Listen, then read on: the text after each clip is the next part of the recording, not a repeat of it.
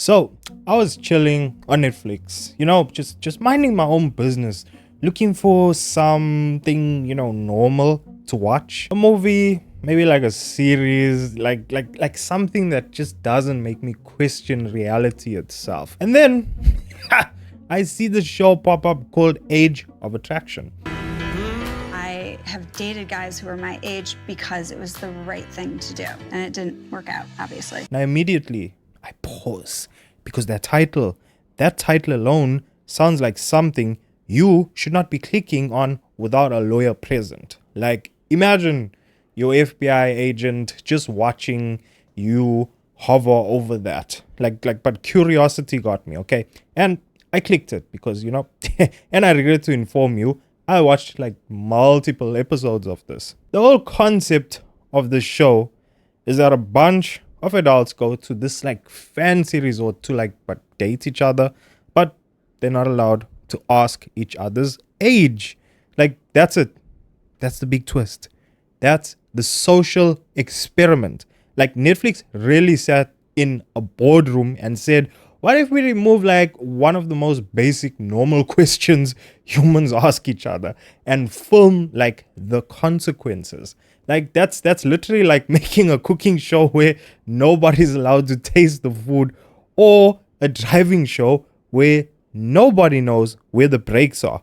It's chaos by design. I mean, absolute chaos. And the hosts, whoa, okay, let's start with the hosts. The hosts come in acting like they just discovered a new branch of science. It may seem crazy, but here you'll be dating and even committing without ever knowing how old your partner is. They're standing there like, we here to answer the question, does age matter in love? Bro, humanity has been answering that question. There are entire laws, cultures, and family arguments built around that exact topic. But now, apparently the final answer lies in putting 40 strangers in a resort and taking away the ability to do basic math out loud. Then the contestants, they just start like arriving, and every single one of them has the exact same backstory for some reason.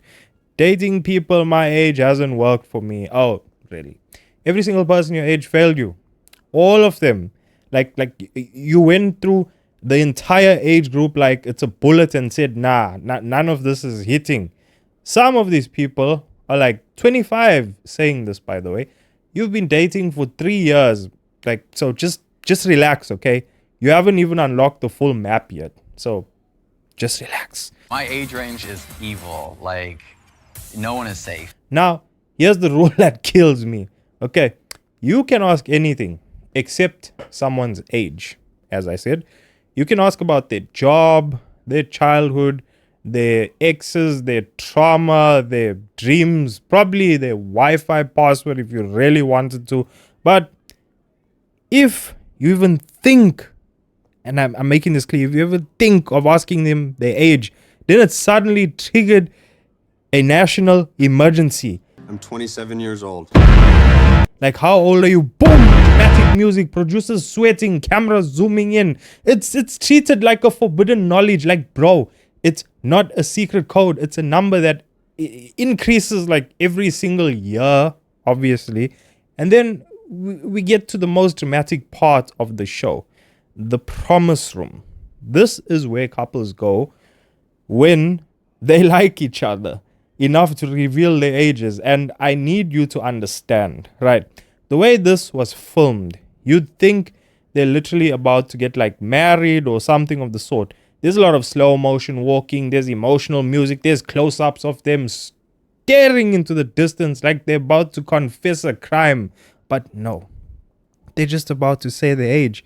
That's it. That's the big reveal. Age ruined this. It would hurt. I've been in that situation before and it hurts, and I don't want to be in that situation again. Like, imagine putting on a suit, walking into a candlelit room, sitting down dramatically and going, I'm 31. Then cue the violence, cue tears, life-changing moment, and the reactions, even better. Okay, I'm 54. Someone will say something completely normal like I'm 28, and the other person reacts like they just heard a plot twist from a movie. Like, what? I am 27. Oh wow. Seriously? This is not shocking information, but the show builds it up like someone just revealed there's secretly a time traveler that's been, around. Like, what's up with that? But then, sometimes age gaps are insane, and that's when the show really starts acting crazy. So you'll have someone in their like early 20s vibing with someone who clearly remembers like many lifetimes before the internet, like a lot of lifetimes. Like I'm talking about decades. And the show's like, let's see if love can overcome this. Meanwhile, I'm sitting there like this man probably used a flip phone unironically, or even was there when the phones were invented. He knows what dial-up internet sounds look like. He probably said, don't touch the phone, I'm using the internet, at least once in his life. And now he's here talking about we have a strong connection. Like, now, listen, I'm not saying that these age gap things can't work. There are definitely people out there, making it work just fine for them. Like, that's good for you. But this show doesn't pick normal situations. No. They go out of their way to make and find the most chaotic combinations possible. You will have a 22-year-old influencer talking about deep emotional connection with a guy who has tax returns older than her, like way older than her. And she's like, I just feel so understood. Well, of course you do. He's been like understanding things way before you were born, like decades, like dinosaur time. That's what I'm talking, a little bit dramatic though.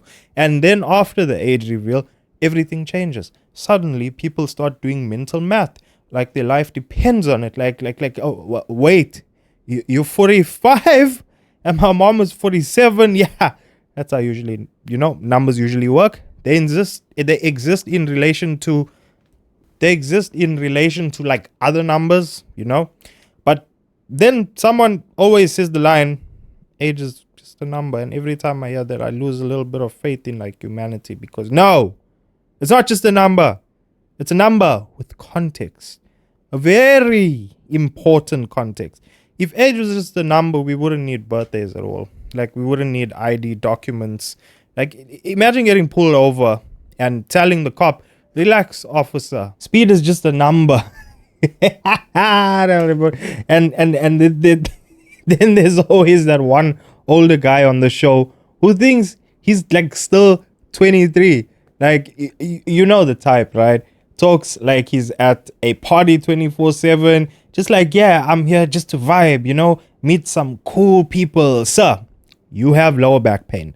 Stop saying vibe. This man is out here dating woman young enough to be his daughter and acting surprised when people react to it. Like, bro, what did you expect? A standing ovation? You're not getting it. And the craziest part is when families get involved, because at some point reality has to step in. You just can't live in the Netflix bubble forever. Like, imagine bringing your partner home and your parents are trying to process the situation. Okay, like it's a math problem. So this is what they'd say. They'd ask you, so like, how old are you again? And the answer makes the room go silent. Like, that's when the experiment has gone too far and it needs to take a back seat. It really does. But the show keeps pushing this idea that it's all meaningful. Yeah, that it's all about like love and connection and breaking barriers. No. Let's be honest. This is entertainment. This is controlled chaos. This is Netflix saying, what's the most awkward situation we can create and film? Because that's what people keep watching. And, it kind of works, because somehow I just kept watching.